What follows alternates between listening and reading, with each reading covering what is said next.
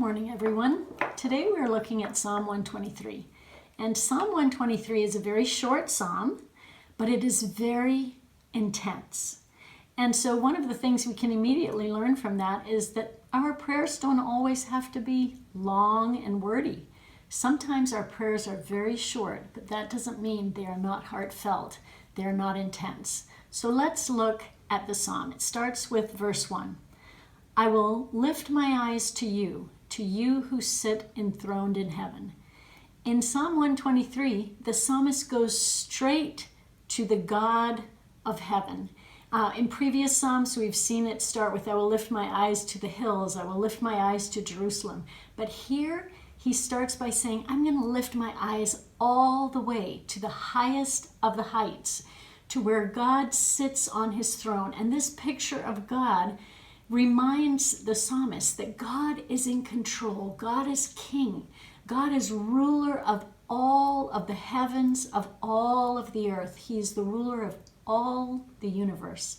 And so this is the person to whom he is looking. And that immediately kind of puts everything else into perspective when you remember who God is. He is the one who is all-powerful. He is the one who sits on the throne. He is the one who is in charge. And so it made me think of the old hymn, turn your eyes upon Jesus, look full in his wonderful face, and the things of earth will grow strangely dim in the light of his glory and grace. It helps us when we turn our eyes to God, the one who sits on the throne, to put everything else into perspective. Then the psalm goes on in verse 2. As the eyes of slaves look to the hand of their master, as the eyes of a female slave look to the hand of her mistress, so our eyes look to the Lord our God, till he shows us his mercy. Now, this verse is a little difficult and maybe even a little uncomfortable for us because we think of Jesus calling us friends, not servants or slaves. But as I read the commentaries on this, it was very interesting because the commentaries said you can picture a waiter or a waitress, and I think of a very exclusive restaurant where each diner has his or her own waiter, waitress. And that person stands behind that diner and their complete focus is on that one person. And they watch everything that person is doing to see how they can serve that person best. And this is the image I think the psalmist is trying to help us see. It's that we are so focused on the God who sits on his throne. We are so focused on him that we are looking constantly to see how we can serve him best. And one of the commentators specifically said a couple of things that I thought were so good.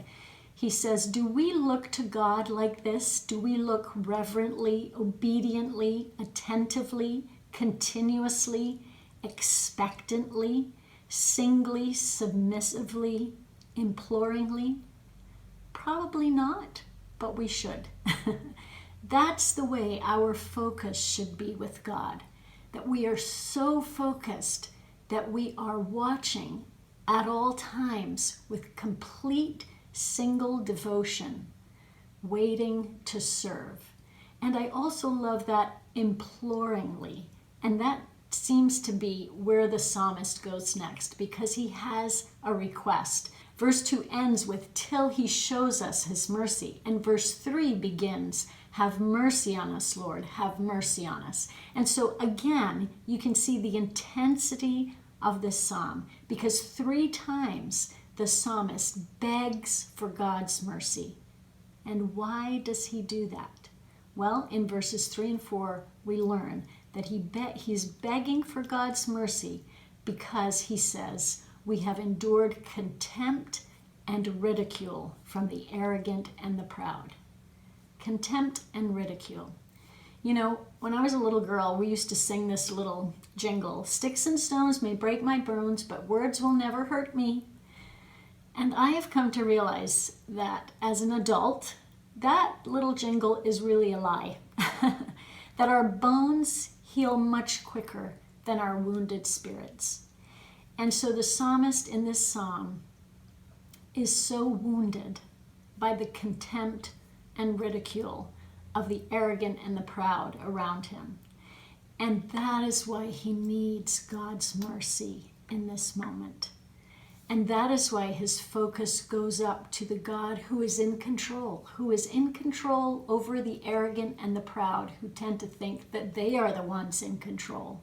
But the psalmist is reminding himself, the God who sits on the throne of the universe, he is all powerful, he is in control. And yet, what we know now as people later on in history, and as we look back on Isaiah 53 and we look at Jesus and some of the things that Isaiah 53 tells us about Jesus, which I jotted down, it says he was despised, he was rejected, he suffered, he was familiar with pain. People hid their faces from him. He was punished by God, stricken, afflicted. Jesus knows what it feels like to have people treat him with contempt and ridicule.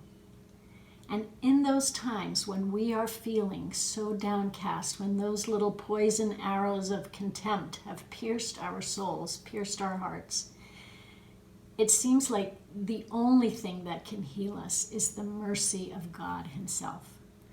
And he is the one who can come to us as we focus on him so completely, so singly, so imploringly.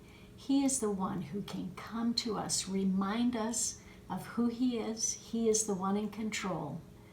He is the one who is powerful, but he is also the one who understands what it feels like to be wounded. And he is the one whose mercy can pour down on us and heal those wounded places in our spirit. May you experience his mercy today. Amen.